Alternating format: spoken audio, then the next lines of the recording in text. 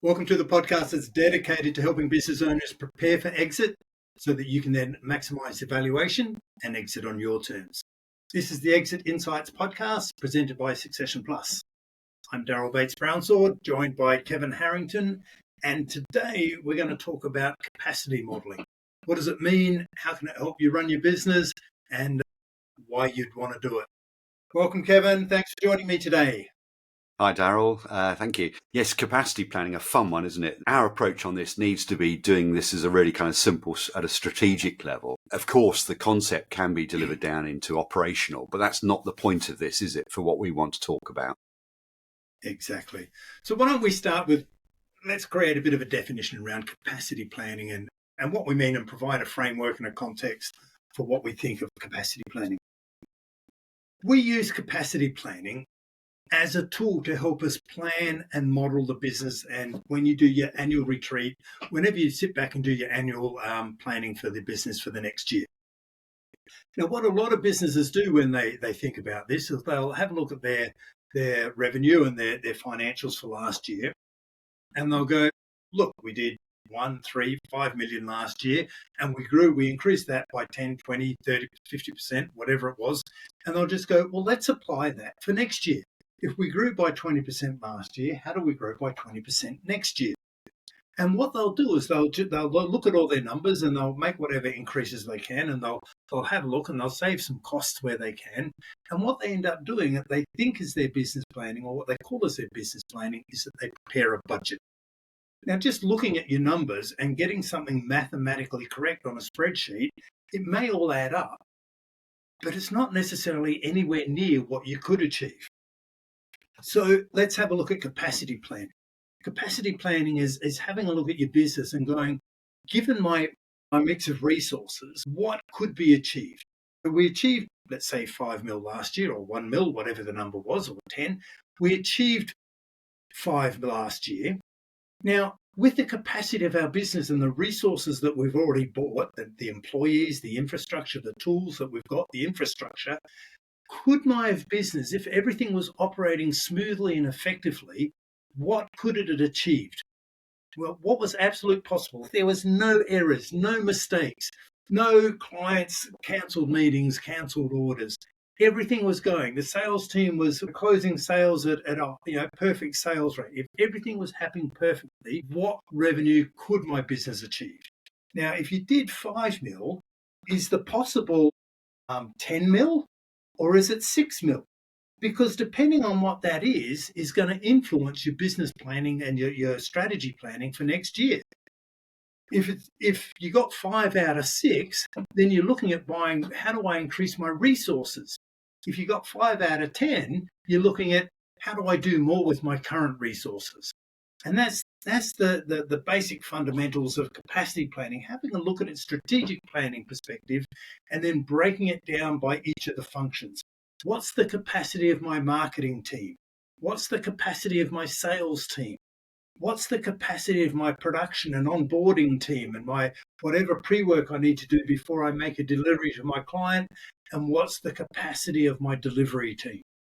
So there's it in a nutshell. There's the framework, the outline that I want to dig into with you, Kevin, and just explore and go, how do we use this concept and apply it in our strategy, and what can we do with it, and how will it make our business better, and how will it improve the valuation of our business? Good. Typically, there's 2 moments in time a business might start to think about this concept of capacity planning. One is after having considered it, after talking to people like us about it, whatever, part of the strategic review for the year, planning for growth, etc. And the exercise happens, but quite often doesn't get finished because life's okay. We've done a bit of that, that's fine. And it doesn't really get taken on board to its fullest. The other time people will look at this is when it's all going sadly wrong and they go, hell, what am I going to do? The government's put taxes up. Our customers aren't overexcited about buying anything at the moment. I've got this leased machinery and transport. I've got all these people in sales and marketing. How am I going to pay the bills? What's going to go first?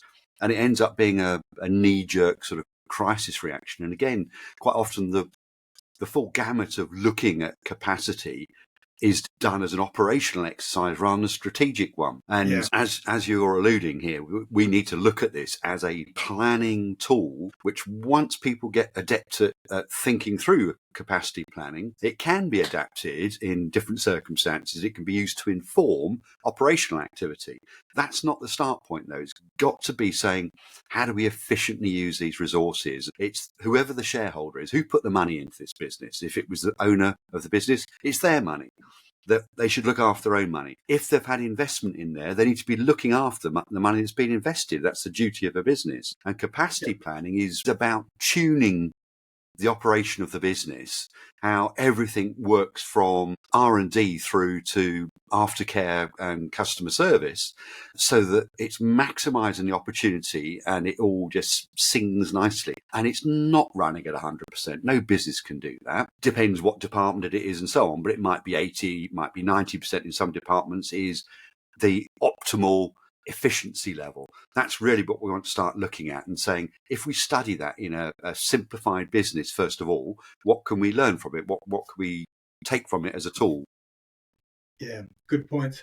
So from my experience, to answer that question directly, what the optimal efficiency that I've seen work for businesses is to aim for 70 to 80% of your capacity. And why do you say that? Because you've got to look at the energy of the business. If you're working at 70 to 80%, you're working quite hard day in, day out, but you've still got time to have a quick chat at the coffee cooler, stop for a coffee. You're not feeling overwhelmed, but you're feeling busy and productive. And you get home after a day's work and you've gone, I got a lot done today. It's a good day. You're not exhausted, but you feel productive that you made a good contribution.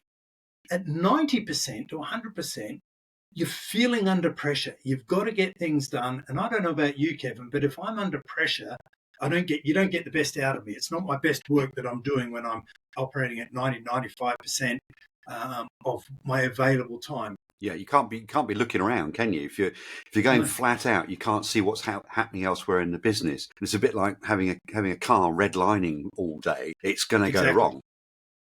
And that's when mistakes are made. The car might blow up if you haven't got time to stop and maintain it. And if you're redlining it, or if you at a human level, mistakes are made because you're under pressure. And then that's no good, because then you have to rework, and it puts even more pressure and takes up more time. So that's why I aim for an ideal, efficient operating rate of 70 to 80%. Now, while I say that, it's worth touching on utilisation. If I go 80% of what? Well, if someone's working 40 hours a week, 5 days a week, it's not 80% of 40 hours, because all of their time isn't applied to sales or delivery or what have you. You might take a day a month out of their capacity to do some training. You might say take some time out of their diary to do some regular admin, or other activities. Never mind the holidays and the public holidays that they take off. So you need to take all of those other things out that are predetermined. They might have to attend marketing activities. All these other things you take out before you have your 100% figure. Now once you've got your 100% figure, you go, well, I'm not aiming for 100%. I'm aiming for 80% of that. And that is a sustainable 80%. That is a realistic number that can be achieved without having to work extra hours and silly hours at a regular basis. We all know there's workloads and crises that require working extra hours every now and then, but it's not sustainable to do it long term. So that's where we're headed for. There's the 70 to 80% capacity. Have you implemented this into a business that you've worked in, Kevin? Yes, more than once, and helped other people do it as well. It's for some people. Initially, it's a bit of a. Some people go, "Oh, that's really too simple," or they go, intellectually they're struggling with it because of some of the things you mentioned around the 40-hour week, and it's 80% of that, and so on. So I think it's good, really, to start painting a picture of how the thinking is for this. And if we simplify it, let's just call a business, just call it £10 million worth of business a year is currently what goes on. Nice round number. I can do the maths on that easily. Yeah. And in my head. and there's probably 100 people working in the business.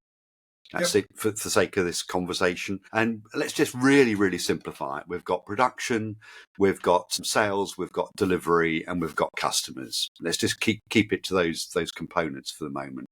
Don't want to look at marketing? Well, sales and marketing, let's consider it as all Okay. part of the same thing for now. Obviously, all these things can be subdivided down as time goes on. Sure. And it's a good point. At some point, the business will have sales and marketing as one function.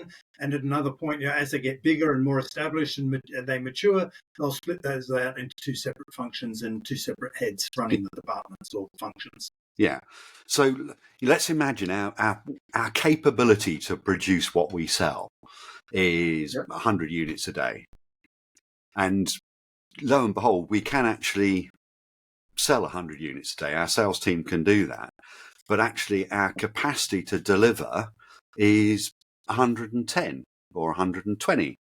And there's plenty of market demand. I mean, what does that immediately tell you about a business? This is what strategic capacity planning is. It's in a simplified form. It means that the amount of money you're spending on the delivery is more than is required. And that's taking into account the fact that people have holidays and sick days and training days and so forth. Our delivery capacity is 10% more than it needs to. And that there's an opportunity there to deliver more.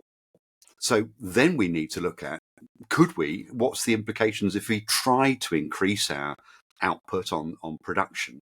What would the cost of that be? Would it mean we need a new machine on top of the 3 we've already got? Yeah. If we do, that's a big step up in cost. But if our machinery could cope with it, if there's a capacity to do more out of that, we can look at it and then can our sales team sell it, and is there a market for it? That's the simple explanation. And the reverse happens as well. We can make 10 and we can only deliver 8, and the sales team's only capable of selling 5. What does that immediately tell you? So what we're suggesting here is that you want to have a look at the core functions in your business, and these are addressed in your primary workflow in all of your operations, from marketing all the way through to clients. Let's call that your primary workflow. And breaking down the separate functions within that primary workflow and going, what's the capacity of your sales and marketing team? What's the capacity of your production or your manufacturing team? What's the capacity of your delivery team? And that's what you're talking about, isn't it, Kevin? And once, I'm not aware of too many business owners who have actually done this analysis and realized that they're out of balance. And they're overweight, as you suggested. The delivery is they've got a capacity to deliver 110 units, but they can only manufacture 100 units. So they're over capacity on the delivery, which gives you a strategic choice. If you're not aware of this, you're blissfully unaware. If you are aware of it, you can now go, do I dial back the capacity of my delivery team? Or do I dial up the capacity of my production and my sales and marketing teams so that I'm now tuning my operations and I've got everything running optimally after I've tuned it? So, but if I haven't done this maths, I'm not aware of where my bottlenecks or my imbalances are in my system. Is that where we're going with this? Yeah. And the evolution of a business that gets it into these situations where things are slightly out of kilter and not fine-tuned often come up with people making positive requests in the business. We've all had the sales manager say, if I had one more person, we could do 10% more. And you go, well, that makes sense, doesn't it? Let's do it.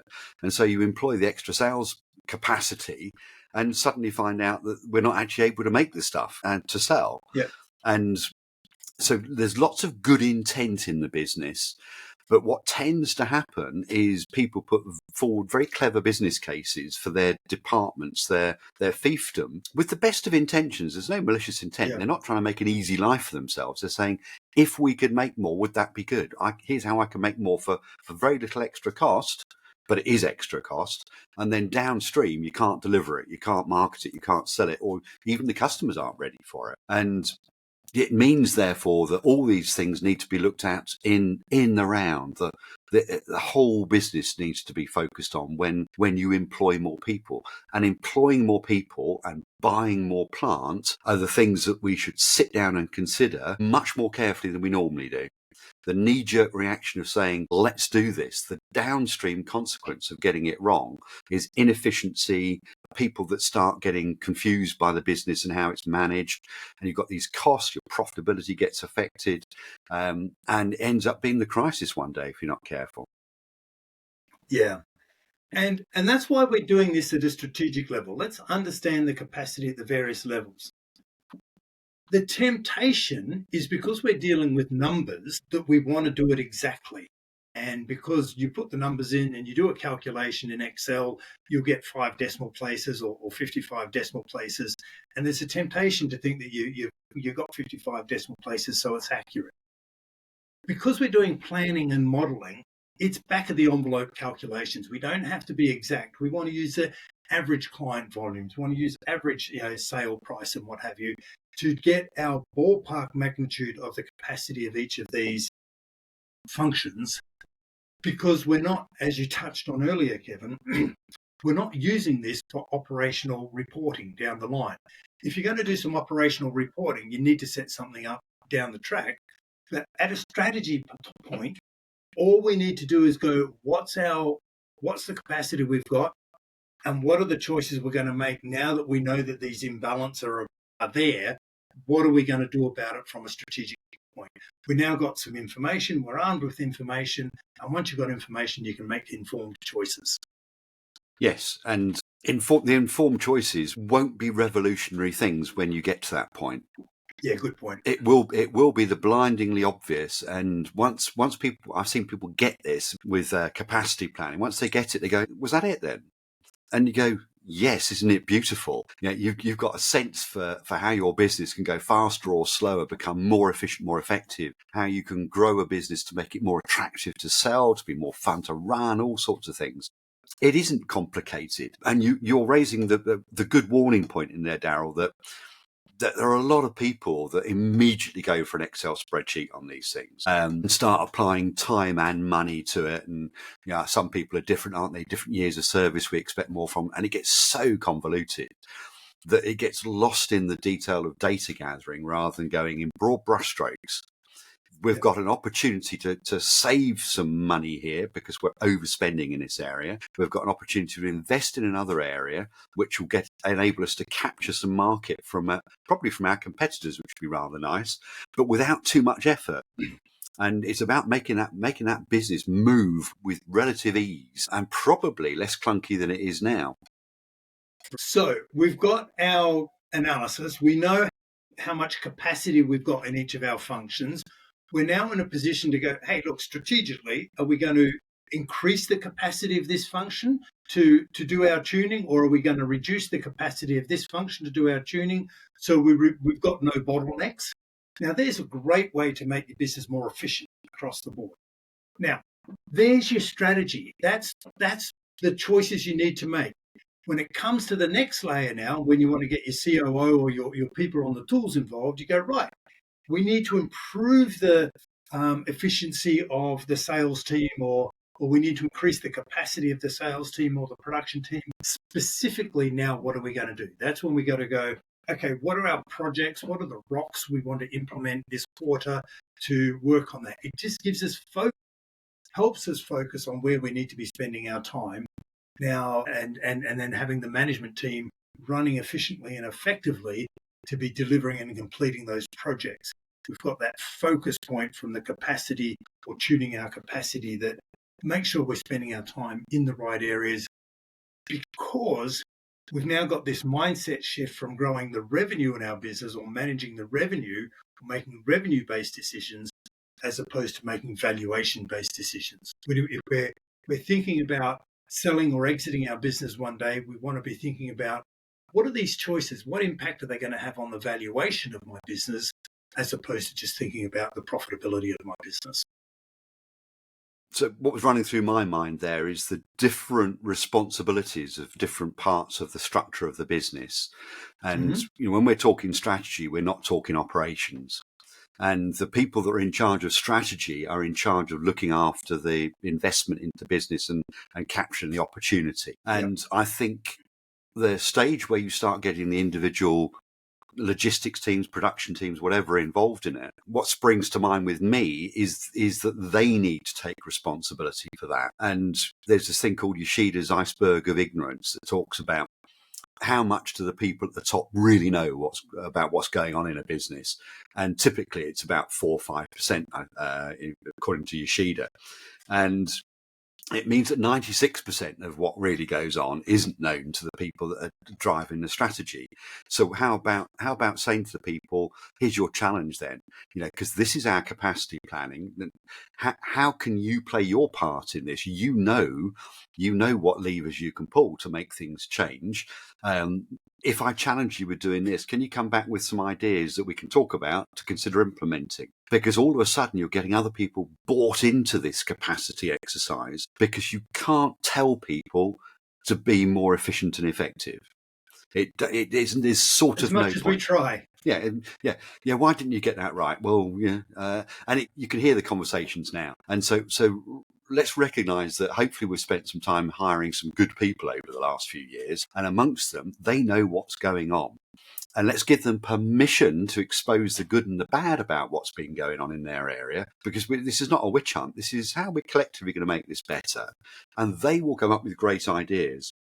And then we can see that kind of operational blue area, as we call it, how that is sitting against the black strategy piece that we would talk about.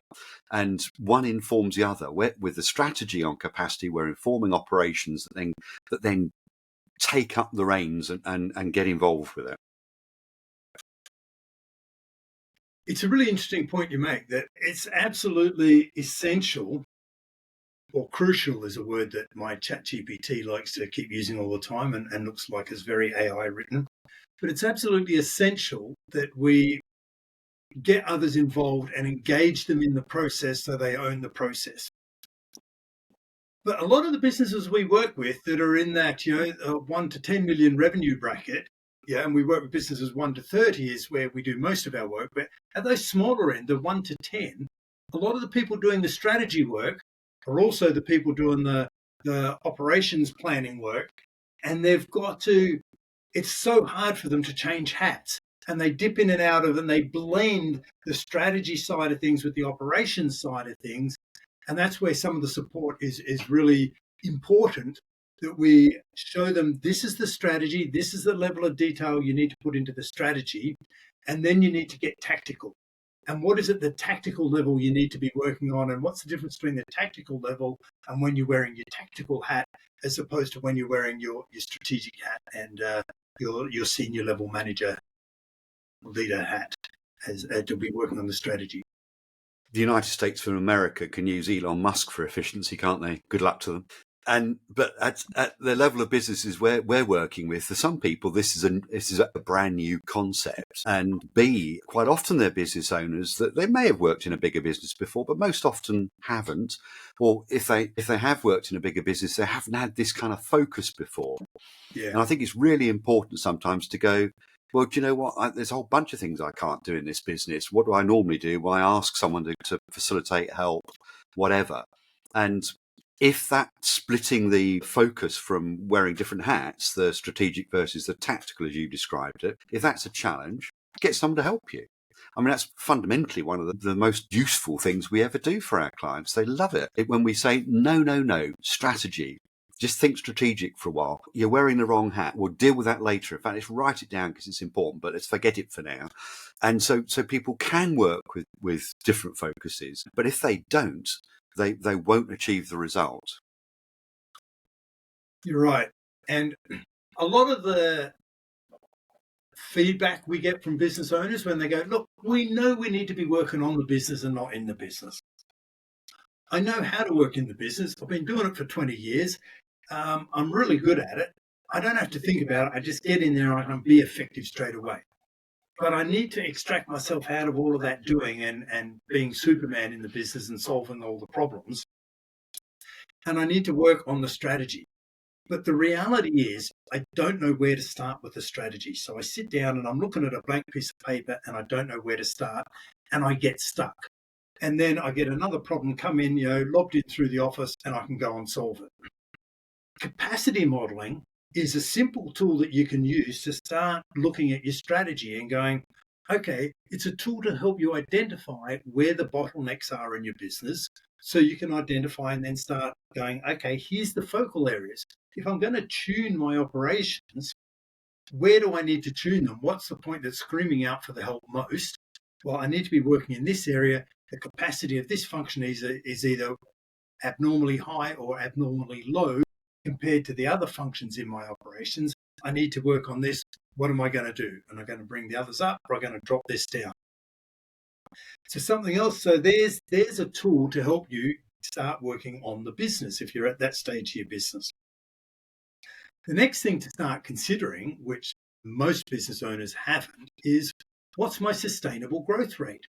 What's the level of growth I can put into my business before I need extra external funding to fund that additional growth?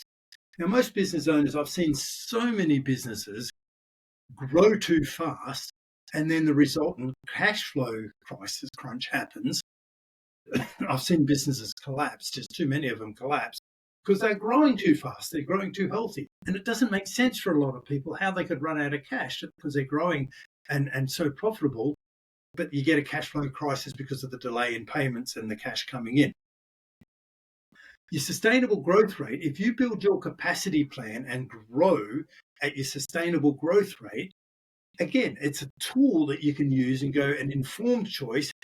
If I want to grow higher than that sustainable growth rate, then I need to start looking at getting funding in now, ahead of the game, before it's too late, while I've still got time to get the funding and implement the plan at the same time.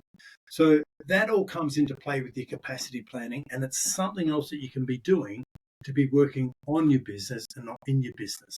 And these are the things that you're working on that will add valuation to your business above and beyond just revenue and profit. Yes, and I've personally done this for a business with over 2,000 people in it, and I've done it for businesses down to as low as 10. And one of the really interesting things here is that a lot of people in an organisation start to display symptoms of fear when they know capacity planning is going on. It sounds like you're about to go scything through the business, and there's an ignorance about what's going on. And why that's understandable. No one's explained it. So I think communications are very good. But I think the thing I would share with everyone on this is that my experience from a business with well over 2,000 people and the other businesses I've done capacity planning with, 90%, 95%-ish, let's call it for the sake of this conversation, of the people involved continue to do the same job, but they're supported in a better way, and they're in a workflow that makes things more predictable, so people can do a better job on what's being given to them and what they're passing on down the pathway. So actually it works out really great for individuals. And sometimes the solutions are things that you've been putting off for years. You go, no, that wouldn't work. That wouldn't work. No, we tried that once. But actually your business has grown. And a business which was 100-ish people, where we did capacity planning. One of the outputs from it, after we had firmed up on the strategy on capacity, was merging two teams. The individuals all carried on doing what they were doing, but there were so many commonalities of things that were going on that the supports that we were buying into the businesses, which were third-party support agencies and things like that, we were able to halve the number of external suppliers we had. And those suppliers ended up having a more in-depth knowledge of our business and were able to respond better. And everyone was doing the same job. And it was all triggered by capacity planning. It was saying, how can we optimize this, fine-tune it, so that always recognizing the marketplace opportunity and what our clients want and need. How can we structure this so the resources are effectively and efficiently being used, which sometimes is adding more, sometimes it's tweaking it downwards, whatever. But how do we do that? It's a fun exercise. It's an eye-opener. And oddly, it doesn't take too long to do. Once the mindset is there to observe these things, and a big whiteboard exercise of we've got 3 of those and 10 of those and etc. Once that simple thinking is in place, you can immediately start to feel some benefits most of the time. That's why I love having you join me on the podcast, Kevin. I can always count on you to bring the concept to life through reminding us of how it works in real life with people that we've done it before in the past.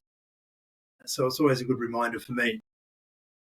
There's just one more thing that I want to share in this episode before we wrap things up, and that is the reminder, hopefully it's obvious, that while you're working on things in your business that are going to increase the efficiency, so we discussed before, if your business is running at 50% of what it could be running at, then anything that you do to improve the efficiency and get it from 50% to 60%, 70 to 80%, you're doing that all within, you're not changing any resources. So you're not changing your cost base. So every cent you make, every penny you make from 50%, increasing your running rate up is more profit.